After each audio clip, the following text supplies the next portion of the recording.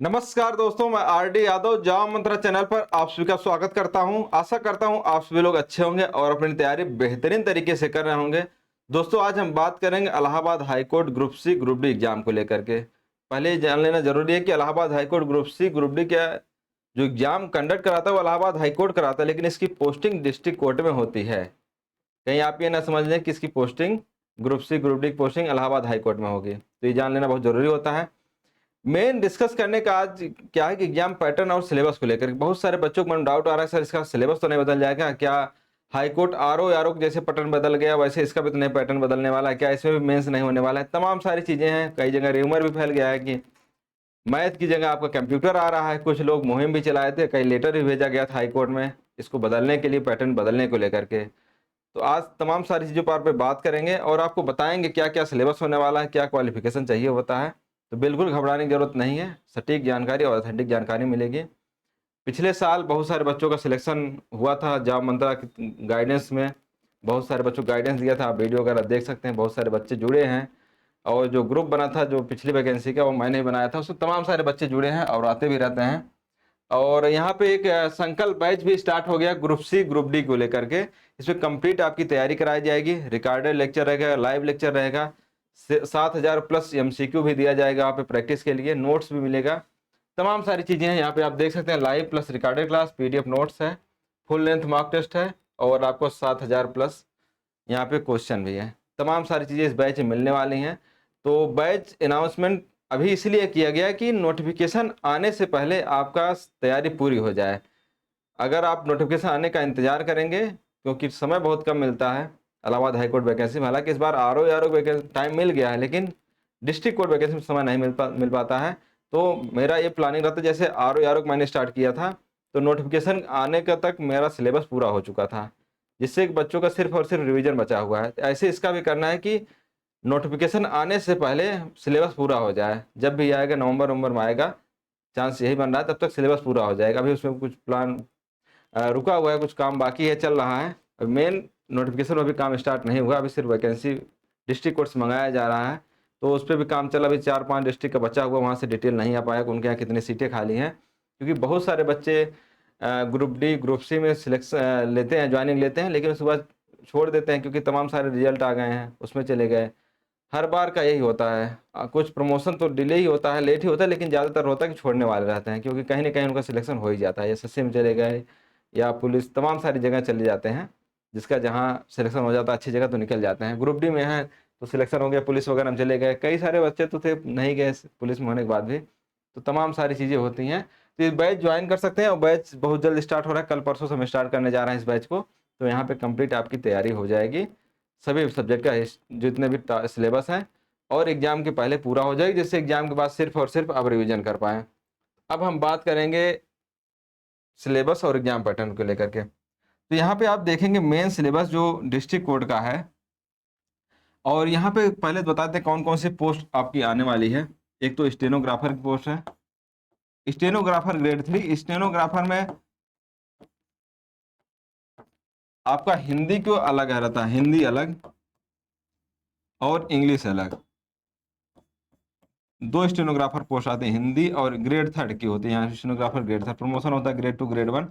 तो हिंदी की पोस्ट ज़्यादा रहती है, इंग्लिश पोस्ट कम रहती है। ठीक है, रहती दोनों की पोस्ट है, हिंदी इंग्लिश दोनों रहता है, लेकिन हिंदी ज़्यादा इंग्लिश कम रहता है।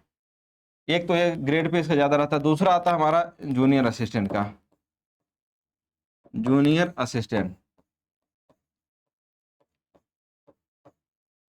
जूनियर असिस्टेंट इसमें अच्छी खासी पोस्ट। इसके साथ साथ एक पेड अप्रेंटिस आता है, पेड अप्रेंटिस। ये कुछ दिन बाद जूनियर असिस्टेंट बन जाते हैं, लेकिन 2 साल ये पेड अप्रेंटिस ही रहते हैं। ठीक है। तीसरा पोस्ट हमारे पास आता है ग्रुप डी के लेकर के। ठीक है, ग्रुप डी। ग्रुप डी में बहुत सारी पोस्टें आती है, बहुत सारी पोस्ट क्वालिफिकेशन कक्षा 8 होता है, कक्षा 6 होता है, कक्षा 5 भी होता है, हाई स्कूल होता है, आईटीआई होता है। ये 3 टाइप की पोस्टें आएंगी, 3-4 टाइप की। आप जिसमें एलिजिबल हैं आप उसकी तैयारी कर सकते हैं। और अच्छी खासी मात्रा पोस्ट आती है, लगभग 3,000 के आसपास, 4,000 के आसपास। पिछली बार ज़्यादा आई थी, हालांकि अभी बताना मुश्किल है क्योंकि अभी कई जिलों का डाटा बाकी है। जैसे ही सब जिलों का डाटा आ जाएगा तो मैं बता दूंगा एग्जैक्ट कितनी कितनी पोस्टें आ रही हैं। अभी जो चल रहा है वो सब ऐसे ही चल रहा है, हवाबाजी में ही चल रहा है, तभी उसको ज़्यादा सीरियस मत लीजिए। अभी यूट्यूब पे वीडियो बनने लगता है, समझिए कुछ काम स्टार्ट हुआ है, अभी इस पर एग्जैक्ट काम नहीं चल रहा है। तो इस समय तो लगेगा वैकेंसी आने में, लेकिन धीरे धीरे प्रोसेस में आने वाला है। अभी डिस्ट्रिक्ट कोर्ट सभी जगह से मंगाया जा रहा है, 5-7 डिस्ट्रिक्ट बचे हुए हैं, वो वैकेंसी बता देंगे, तब एग्जैक्ट क्लियर हो जाए कितनी पोस्टें फिल की जाएंगी, कितनी नहीं फिल की जाएंगी। तो तमाम सारी चीज़ें होती है, अभी ऐसे बताना सही भी नहीं है कितनी पोस्टें आएंगी। हालांकि ठीक ठाक पोस्टें आती हैं। आप डिस्ट्रिक्ट कोर्ट वैकेंसी देखें, हर बार 2000 प्लस ही पोस्ट आता है, 3000, 3500, 3200 ऐसी पोस्ट। ग्रुप डी में खास करके 1500-1600 पोस्ट आ जाती है, यहीं आधा कवर हो जाता है। जूनियर असिस्टेंट 700-800 ऐसी पोस्ट रहती है, तो आपका 3000 प्लस हो ही जाता है। लोग वही अंदाजा लगा रहे हैं, लेकिन अभी एग्जैक्ट डाटा नहीं मिल पाया है। जब सभी जिलों से आ जाएगा तभी एग्जैक्ट डाटा आपको पता चल पाएगा। जो सिलेबस पैटर्न की बात लोग कर रहे हैं, सिलेबस पैटर्न आपको बदलने नहीं वाला है, ठीक है। सिलेबस पैटर्न नहीं बदलेगा, जो पिछला सिलेबस था वही सब रहने वाला है। एग्जाम पैटर्न जो पहले था वही सब रहने वाला है। यहाँ पे आप देखेंगे स्टेनोग्राफर की हम बात करें, स्टेनोग्राफर का, ये स्टेनोग्राफर का है। स्टेनोग्राफर हिंदी और इंग्लिश दोनों का है, ठीक है। यहाँ पे आपको क्या क्या करना होगा, एक तो हिंदी, इंग्लिश, जीएस और मैथ, ठीक है। 4 सब्जेक्ट यहाँ पे दिए गए हैं और 100 नंबर का है, हिंदी, इंग्लिश, जीएस और मैथ। इसका डिटेल सिलेबस मैं बता दूंगा जल्दी नेक्स्ट वीडियो में। पीवाईक्यू पूरा एनालिसिस करना हो, किस टॉपिक से कितने कितने क्वेश्चन आए हैं, तो टॉपिक वाइज हम बता देंगे आपको एग्जैक्ट। हिंदी में कौन कौन से टॉपिक क्वेश्चन ज़्यादा आते हैं, इंग्लिश में कहाँ कहाँ से क्वेश्चन ज़्यादा आते हैं, जीएस में किस सब्जेक्ट ज़्यादा क्वेश्चन आते हैं, मैथ में कौन कौन से आपके टॉपिक पढ़ना चाहिए, कौन कौन से नहीं टॉपिक पढ़ना चाहिए। मैथ वगैरह सिलेबस ज़्यादा है, इसलिए अभी से स्टार्ट करें क्योंकि समय लगेगा और कट ऑफ अच्छा खासा जाता है। तो ये रघुवर 100 नंबर का ही होता है और इसमें नेगेटिव मार्किंग नहीं होता है। दूसरी चीज़ है कि मैथ वगैरह का डिटेल सिलेबस है, काफ़ी सिलेबस ज़्यादा है। और कट ऑफ की बात किया जाए तो पिछली बार जूनियर असिस्टेंट का स्टेनोग्राफर लगभग 65-70 के आसपास गया था, स्टेज 1 का 65-70 के आसपास गया था। एग्जैक्ट तो बता देंगे, लगभग इसी रेंज में, कहीं 68 कहीं 70, दोनों मिला के मैं बता रहा हूँ, हिंदी और इंग्लिश एवरेज। तो साथ में आपका होगा कंप्यूटर टाइपिंग टेस्ट बाद में होता है, Hindi typing, English typing 25-25 number के, यहाँ पे 50 नंबर के हो जाता है। उसके बाद स्टेनोग्राफी होता है, हिंदी वालों को 80, इंग्लिश वालों को 100। ये है आपका स्टेनोग्राफर का। ये सब चीज़ें डिटेल है, वीडियो समझ लीजिए, नहीं बार बार आप वीडियो देखते रहेंगे परेशान होते रहते हैं। हिंदी, इंग्लिश, जीएस, ये होगा आपका स्टेनोग्राफर का। इसके बाद हम बात करते हैं आपका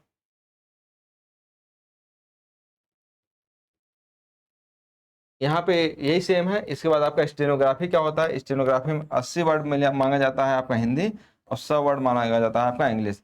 तो टोटल नंबर मिलाकर यहाँ पे बनता है 200, ठीक है, 200। ये आपका है 200 नंबर का, ठीक है। आप ज़्यादा से ज़्यादा कोशिश करना है नंबर लाने का, क्योंकि यहाँ पे नंबर फुल मिल जाता है लगभग स्टेनोग्राफर में, और यहाँ पे आपको मेन फोकस यहाँ पे करना है, ठीक है। यहाँ पे तो अच्छा खासा नंबर मिल जाता है, स्टेनोग्राफी में 99% मिल जाता है, टाइपिंग मिल जाता है, टाइपिंग 50 में 49-48 ऐसे नंबर मिल जाता है। यहाँ पे फोकस कर देंगे, आपका काम बन जाएगा, ठीक। ये हो गया आपका स्टेनोग्राफर का। सेम यही सिलेबस है आपका जूनियर असिस्टेंट का, जूनियर असिस्टेंट सेम सिलेबस यही है।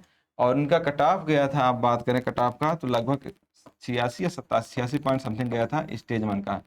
उसके बाद टाइपिंग का होता है junior assistant cut off stage 1 का 86 कट ऑफ गया था। अब 86 कट ऑफ गया था, पेपर भी आसान आया था, काफ़ी आसान पेपर था, एनालिसिस हम भी करा भी देंगे। काफ़ी आसान पेपर आने की वजह से और 86 कट ऑफ गया। उसके लड़के बहुत अटेम्प्ट किए थे, सबका नंबर 80, 92 ऐसे नंबर आ रहा था जो मिल रहे थे। तो सब चीज़ें डिटेल यहाँ पे हम बता देंगे, कहाँ कहाँ से क्वेश्चन आते हैं, कहाँ से नहीं आते हैं, और अच्छे से तैयारी करेंगे तो आपका 100% सिलेक्शन हो सकता है। सबसे बड़ी बात यहाँ पे ग्रुप डी को लेकर के है। ग्रुप डी में स्टेज 1, स्टेज 2 2 स्टेज होता है, ठीक है। सब सिलेबस यही रहेगा, सिलेबस बदलने वाला नहीं, सिलेबस की टेंशन मत लीजिएगा, आप सिलेबस नहीं बदलेगा। स्टेज 1 स्टेज 2 होता है, पहले स्टेज 1 हो जाएगा 100 नंबर का यहाँ पे होता है, फिर स्टेज 2 होता है 100 नंबर का। इसकी भी फुल तैयारी कराई जाएगी, आपको बिल्कुल घबराने की जरूरत नहीं है। आप कमर कस के बांधिए और तैयारी स्टार्ट करिए, जिससे कि नोटिफिकेशन आने से पहले आपका तैयार हो जाए। दूसरी चीज़ यह है कि आप अगर डिस्ट्रिक्ट कोर्ट तैयारी कर रहे हैं तो आपके पास ट्रिपल सी कंपलसरी है, ट्रिपल सी कंपलसरी है। ट्रिपल सी में आपका इक्विवेलेंट नहीं लिया जाता है, इक्विवेलेंट कोई चीज़ नहीं है, इक्विवेलेंट आपको कुछ नहीं लिया जाएगा, आपका ट्रिपल सी होना ही होना चाहिए। दूसरी चीज़ है, जो स्टेनोग्राफी करना है उनको स्टेनोग्राफी का सर्टिफिकेट या डिप्लोमा जहाँ से करना है वहाँ से डिप्लोमा या सर्टिफिकेट ले लेंगे, आपका काम बन जाएगा। उससे बहुत ज़्यादा चेक नहीं होता, बस एक आपके पास होना चाहिए, फॉर्मेलिटी होता है। स्टेनोग्राफी के डिप्लोमा और सर्टिफिकेट जो भी आपके पास है उससे काम चल जाएगा। लेकिन जो जूनियर असिस्टेंट में है या स्टेनोग्राफी के, ट्रिपल सी कंपलसरी है, ट्रिपल सी में कोई आपको इक्विवेलेंट नहीं लिया जाएगा। ये चीज़ें ध्यान रखिए, जिसका नहीं हुआ अभी से कर ले, जिससे कि एग्जाम तक कंप्लीट हो जाए ट्रिपल सी। ग्रुप डी में ऐसे कुछ प्रावधान नहीं है कि आपका ट्रिपल सी। तो आप जुड़िए और तैयारी कीजिए। सिलेबस एग्जाम पैटर्न बता दिए, कुछ बदलने नहीं वाला है। अब बदलना अपने आप को है, ठीक है। अब बदलना अपने आप को है। संकल्प बैच ज्वाइन कर सकते हैं। जिसकी तैयारी ठीक ठाक है वो ना ज्वाइन करे, कोई दिक्कत नहीं है। जिसकी तैयारी सही नहीं है या अभी स्टार्ट करना चाह रहे हैं उनके लिए बैच है। बाकी जो पहले से पढ़ रखे हैं, जिनका चारों सब्जेक्ट तैयार है, उनके लिए कोई इशू नहीं है कि वो बैच ही ज्वाइन करें। आप जिसकी तैयारी नहीं, जो बिगिनिंग से स्टार्ट करना चाहते हैं उनके लिए संकल्प बैच आ गया है। जॉब मंत्रा एप्लीकेशन पे जाइए, वहाँ पे ज्वाइन कर सकते हैं। बाकी कॉन्टैक्ट नंबर दिख रहा है आपको, वहाँ पे भी बात कर सकते हैं।